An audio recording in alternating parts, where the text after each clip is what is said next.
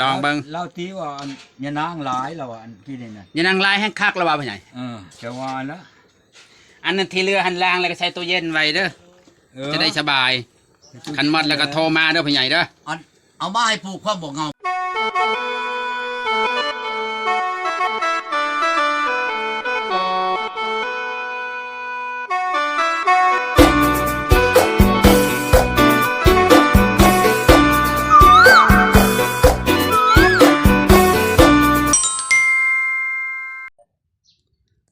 กับสบายดีหรือว่าสวัสดี FC พังไทยพังลาวหรือว่าต่างประเทศก็ยินดีเข้าสู่สองบ่าวนอมพามนอีกแล้วพี่น้องมื้อนี้ก็จะไปหาตูก่อนคือเก่าคือเดิมพี่น้องเพราะว่าตูก่อนโทรมาเมื่อเช้านี้เพิ่นโอ้ยว่าเพิ่นอยากกินแกงหน่อไม้พี่น้องเลยว่า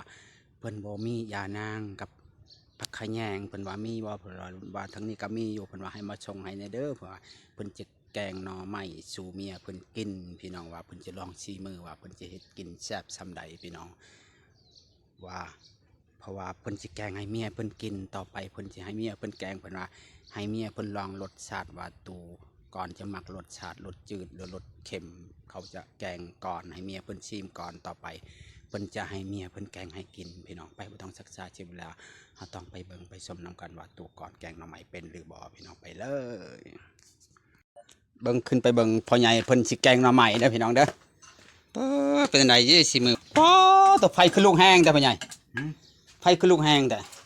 มันยังคือได้ยินกินอันนั้นตะไคร้พ่อใหญ่ฮะคือได้ยินกินตะไคร้ใช่ นี่ตะตำนี่ฮะเอาใช่หัวจะไข่น้ำบ่อะไรก็อันนี้กินอันนี้จะตำในข้าวเบื่อเนี่ยข้าวเบื่อใช่ยังเนี่ยฮะใช้มะพริกแล้วก็ตำแล้วก็ใช้น้ำยานางหน่อยเนาะเรายังยินละมายานางใช้หน่อไม้ฮะหน่อไม้ก็ดีเด้หน่อไม้ต้มมันเลยตาแล้วขึ้นยังเหลืองอยู่ไงจืดแล้วบ่นี่ฮะจืดแล้วกินบ่พอบ่จืดอยู่ได้หน่อไม้ลูกนี่เอามาหน่อไม้ยังหน่อไม้ไผ่หวานเนาะนี่เห็นบ่นี่ต้มอยู่ที่กระบิดหน่อไม้นี่จ้าบควันเลยนะอย่ามันแล้วควันกับเขียมันเป็นเพียงปุ้งพื้นอันนั้นทานบ่มีมันบ่ได้ทานเอาอันนั้นในเคลียดินในต้นมันพยายให้ลมพัดฮะในก้นนะก้นนะฮะก้นเตาเคลียออกลมบ่พัดมันเด้ลมบ่ทางเขาป้าพยายจะแกงเองมาทำไมเนี่ยแกงเองแล้วป้าจะใช้ยังมียังในใส่เครื่องเฮ็ดได้เฮ็ดบดเจ้ามาแหละป้าไปเฮ็ดบดเท้ามันบ่เฮ็ดบดเท้ามันจะเคี่ยวได้อยู่ว่าพยายได้ตัวอ่อนแกงกินเลยว่ะกินแล้วกินแต่วันนี่ยังแต่ตัวเท่ากัดซอยบางๆก็ได้อยู่เนาะพยายเนาะซอยบางๆเอาสับบ่ได้ใช้เฮ็ดบดใช้แกงหน่อไม้แซ่บได้เนาะเคยเนาะตากแห้งถูกต้องกันแล้วเฮ็ดบดบ่ลงมักบ่มักบวกเฮ็ดบ่เขาขายในตลาดนะป้ามักบวบเฮากำลังแตกจนได้กินเนาะพ่อใหญ่จนยำหน่อไม้ออกแตกแล้วบ่กำลังปลูกมันกำลังแตกอันนั้นแล้วยังวะจะน้อยยำพ่นจะน้อยหน่อไม้กับอันนั้นมักบวบยางเจ้ามักบวบไห้ได้แซ่บได้บวบไห้ได้ยาวบ่ชันๆหอมๆปุ่มๆมันหอมได้มันอยู่บ่มากมันนั่นเด้มางแห้งฮะอึดพี่ช้างเอามาเด้อมามื้อหน้าเด้ออย่าลืมได้สิปลูกว่ะจักว่าบ่อ่านใช้ได้บ่ได้นี่ได้มันหกได้พี่ใหญ่มันจะขึ้นเต็มมาแล้วไทยนี่มันก็ลามแต่ตามหัวเลยสบายเนาะจะจูดกันเด้อพี่ใหญ่บันไดจะลงจูดขี้เหงื่อเด้อมันมักได้เฮาจูดได้ที่จูดซะก่อนบ่ยากดอกนี่คนให้ได้มานี่จูดถ้าจูดก่อนเนาะถ้าจูดก่อนมันจะงามเพราะว่ามันเป็นเอาคนมามันเคยปลูกแล้วมาอยู่นำนี่อันนั้นต้มย่างหม้อตัวน่ะฮะใช่ตัวน่ะฮะเอาลูกไม้เจ้าฮะเอาคือต้มลายหม้อจ้ะลูกไม้อันนั้นได้อันนี้กินต้มตัวน่ะลูกไม้บ่แม่นลูกไม้แกงได้นี่ลูกไม้ต้มกินกับแก้วกับหยังนี่ได้เพิ่นก็ละยองเนาะอย่านางเนาะแล้วยองนางคือบ่ให้เพิ่นแกงบ่พ่อใหญ่จักเพิ่นเป็นบ่ญาติมันบ่แช่เอาอย่าเฮานี่มันเลี้ยงแล้วเฮ็ดอันกินนี่ได้อันบ่ว่ายันบ่แซ่บพ่อใหญ่จิตทาเบิ่งชิมือพ่อใหญ่แกงหน่อไม้กันนะหลายเทื่อจักใช้เราเฮ็ดว่าเดี๋ยวนี้เนาะเฮ็ดเฮาอยากนั่นนี่บ่ให้ถึกปากพ่อใหญ่บ่ถึกปากเฮาเองแล้วบัดนั้นเพิ่นกินเพิ่นว่าพ่อใหญ่มักแบบนี้เนาะ เรากินเบิ่งว่าชี รสชาติแบบที่เขาจะฮู้ว่าพ่อใหญ่มักเนี่ยเขาจะเฮ็ดตำพ่อใหญ่บัดนี้เนาะ ก้อนแม่นบ่เฮาให้ แม่น ลองชี้มือเฮา เออ บัดเทื่อหลังเฮาให้เราเฮ็ดบัดนี้มันคือกันบ่กับเฮา มาใหญ่ในฉลาดเนาะพ่อใหญ่เนี่ย อยากลองเบิ่งนะ ต้องลองเบิ่งตัวเองก่อนให้ก็ชิมเบิ่งเนาะ อันชายได้เฮ็ดกินแช่บพ่อเกลือทั้งปลาแดกทั้ง โพ ที่ น่ะ เป็นค่อยข่าพันชั้นให้ไทยเอาเพิ่น พุ่นน่ะ ชายคนนั้นน่ะ โดย เฮ็ดกินแช่บพ่อเกลือทั้งปลาแดกนั่น แม่น ทั้งที่เป็นถ้อยข่าพันชั้นให้ไทยเอาผู้ชายผู้นั้น โดย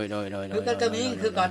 ยิ่งได้เฮ็ดกินแช่บพ่อเกลือทั้งปลาแดก โดย ทั้งที่เป็นค่อยข่าพันชั้นให้ไทยเอาคือกัน พุ่นน่ะ อันนั้นสองอันยิ่งสองชายอันนี้น่ะ บ่ ลำคนหลอดบดจักมักพริกอยู่ใช้เกลืออยู่ใช้ โดย คันเฮ็ดกินก็ดีบัดชิมบัดคือจังๆบัดชิมบัดคือเข้มๆเรามันบ่ได้เข้ากันหั่นน่ะคันว่าผู้ใดเฮ็ดกินมันเข้ากันเลยเขาจนถามหา บ่ เฮานี่ไปเฮ็ดกินนี่เฮาลงไปคำเท่านี่ โดย แล้วเขาฆ่าควายมื้อนั้นตอนเช้าน่ะฆ่าควายตอนแรงน่ะเฮ็ดก้อยปลาแล้วเฮาเป็นผู้เฮ็ด แม่น เฮ็ดออกไปแล้วเขาออกกินแล้วเขากินแล้วพาเข้าชามพาแล้วเขาถามหาผู้เฮ็ดเขาว่าไผเฮ็ดนี่ลุงจานเขาโอ้มีมือขนาดแล้วเขา บ่ เนาะ ครบหมดเนาะ แท้เฮือนบ้านป่าเป็นบ่มันคำเฒ่าดูมอน โดย บ้านป่าแหละหักเฮ็ดมันบ่เข้าเฮาน่ะเฮ็ดมันเรียบร้อยเลยเอากูถามหาแล้วเฮาเฮ็ดกินน่ะขึ้นไปอันนี่บ้านพนผางนะพังพนผางนี่ไปแล้วบ้านนี่แหละบักวางนั่นเขาได้พานมานี่ โดย ชื่อพานชองขาแหละป้าแม่นขาหนึงขาที่หนึงนั่นเฮ็ดกินตอนแรกให้บักวางเฮ็ดบักวางขึ้นบ้านน้องกระลองไปเฮ็ดออกมาแล้วเขาถามว่าไผให้กินบักวางว่าเถอะโอ้ยเขาว่าเฮ็ดให้คนเลยให้ควายกินนี่ พ่อใหญ่สิแกงหน่อไม้แล้วบัดนี้ปลาแดกบ่มันยังอ่ะน่ะ ปลาแดก มันยังก็ติดขาวๆเท่านะฮะ ปลาแดก บ่ก็ติดตามกระปุกกระเปกกันมันยังมันน่ะ อัน บ่แม่นนอน นอน บ่ นอนประจามันเฮา ปลาตองข้างแน่บ่พ่อใหญ่ โอ้บ่ตองบ่ได้ กลางมันหลายบ่ อืม โอ้ปลาแดกเพิ่นก็ตองคักแต่ได้พ่อใหญ่นี่เฮ็ดก็พังเว้านะพ่อใหญ่นี่เฮ็ดสะอาดอีหลีเนาะ โอ้ พอได้กินยันกลางเนาะติดคอเนาะพ่อใหญ่ เฮ็ดกินแล้วมันสะดวก สุดยอด เาว่าเฮ็ดกินก็ดี ใส่ไข่ขะแยงล้างแล้วบ่ผักขะแยงสิใส่ฮะล้างผักขะแยงให้เพิ่นได้เด้ออันนี้ก็ใส่แล้วก็มันบดเดือดแล้วก็ผักขะแยงใส่เลยเนาะพึกใส่เลยเนาะพ่อใหญ่บ่ได้ยากเนาะ เหรอ ใช้เห็ดหัดอันป้องนู่นแต่นั้น อันนั้นเด้อเฮ้ยย่างดู โอ้พอใหญ่เพิ่นแกงหน่อไม้เพิ่นว่าสิแกงให้เมียซีมือก่อนบัดนั้นเพิ่นจะให้เมียเพิ่นแกงน้ำลังเพิ่นว่าพอใหญ่แบบมักแบบใดจืดหรือจำใดเค็มจำใดเนาะเขาจะได้ฮู้ว่าเขาจะเฮ็ดตามพอใหญ่เฮ็ดเนาะ ปลาตั ตัว วเด้อเฮาต้องมัน เขาต้องลองให้เขาเบิ่งก่อนบ่พ่อใหญ่ อืม แม่น ไผมันสิเป็นอะไร มันสิคักบ่ ครับ จะล้างแล้วเนี่ย แกงหน่อไม้ต่อต้มสุกแล้วก็แกงหน่อไม้ต่อเนาะพ่อใหญ่ อืม รอชิมมือพ่อใหญ่ก่อนเด้อจะค่อยกลับได้อมื้อนี้พ่อใหญ่รอชิมเบิ่งก่อนว่าชิมือพ่อใหญ่สิแซ่บจำใดว่าจะชิมเบิ่ง สีมือพ่อใหญ่นะ เป็นจังได นี่ท่านมันแต่คืออันพ่อใหญ่เฮ็ดนี่บ่เขาถามหาโลดแหละ บัดนี้ว่าพ่อใหญ่ มา บ่ได้ซอยจำนี้แล้วว่าเฮ็ดแผ่นใหญ่บ่ บ่โอ้ยหลายโพดเอานี่ พอดีแล้วใช้รถลายเนื้อมันลายนี่แซ่บ หลายโพดบ่เอาหลายปานนั้นน่ะ ว่าใส่มันแล้วนะพ่อใหญ่คักใส่ลายมันแห้งเนื้อมันลายแซ่บใส่บ่ มันสิกินบ่เบิด เคยกินมาหมดบางทีเขาผู้หญิงเขากินได้พ่อใหญ่เจ๊กใส่มันรถมันมีอยู่นะมันเอามาให้ใหม่อีกใส่หมดแล้วนะโอ้ยเอามาเลยใส่รถบ่ต้องเสียดายมันดอกใส่ลายแห้งแซ่บแหละ มันบ่ บ่ กันแช่บอยู่แล้วมันเฮาสิบ่เบิดเนี่ยกินนั่น เคยบ่หมดลูกหลานบักหลายๆตัว2-3คนพุ่น เขาบ่กินน้ำเจ้าดอกอันนี้ บ่ นิดหน่อยนั่นน่ะบ่ เขาว่ามันเรือแล้วมันดีพอใหญ่คันมันบ่พอแล้วมันสิได้ โอ้ว่าสิได้หน่อยเพิ่นปฏิว่าได้ แล้ว ใส่รถบัดนั้นเขาจะมาให้ใหม่เองอ๋อตัว ใช่ละ ยังล้างเอารถล้างเอาตัวมันบ่มีหากกันเด้อตัวหากอันปลูกไว้ พักขะแยงน่ะว่า มันยังบ่ได้เดือดพ่อใหญ่ให้มันเดือดก่อนโอ้โหเป็นอะไรเด้อสีมือพ่อใหญ่เนี่ยมื้อนี้ได้ชิมสีมือพ่อใหญ่แน่ๆพี่น้อง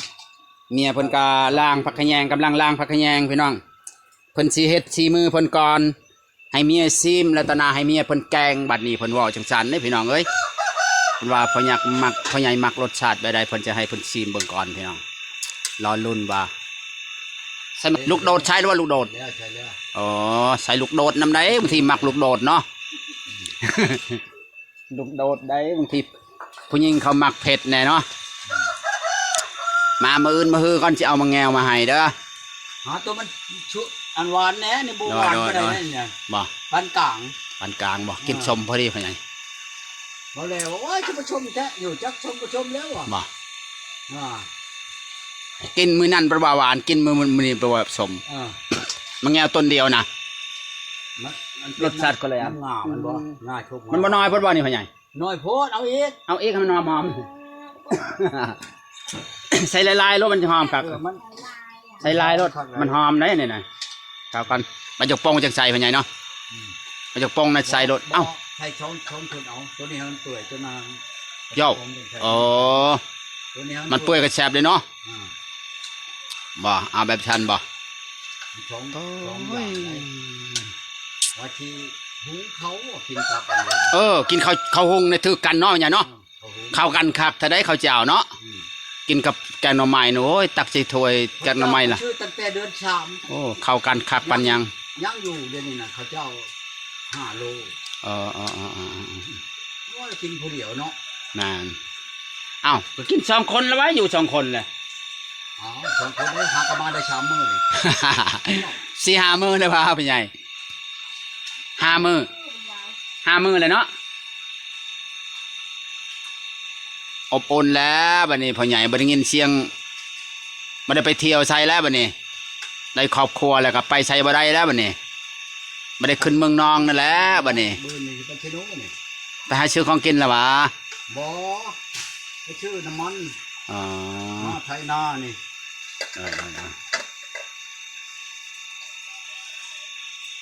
ฮะ น้องชายมา ใส่ผักกระแยงลายเลยบัดนี้ ได้ยังอ่ะนะ คนล่างนั้นนางกระสามโอ้ดูพ่อใหญ่เห็นแล้ว ผงบั่น ฮะ ผงได้บั่น ปองแล้วบ่บัดนี้ ผงได้บั่น เป็นอะไรบัดนี่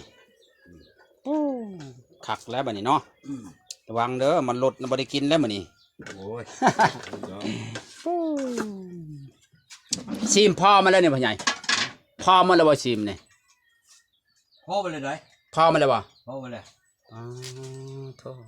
บ่ได้ตื่น แป๊บ ยังได้ เดียวเนาะ พ่อเบิดโล ซีมพ่อมาแล้ว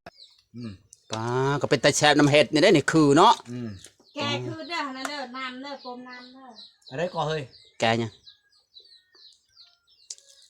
แกยังปมน้ำ จะเล่าเนี่ย ปลาโทสุดยอดพี่ใหญ่เอ้ยเผ็ดเติบเนาะเผ็ดเติบเนาะ เฮ็ดนั่นแล้วมันจะแซ่บกัน แซ่บเนาะ อืม คักพอหมดเลย โอ้เผ็ดแล้ว พอดีเลยป้าพอดีอำลำไปนำกันนะ ไปบัดนี้ออกนอก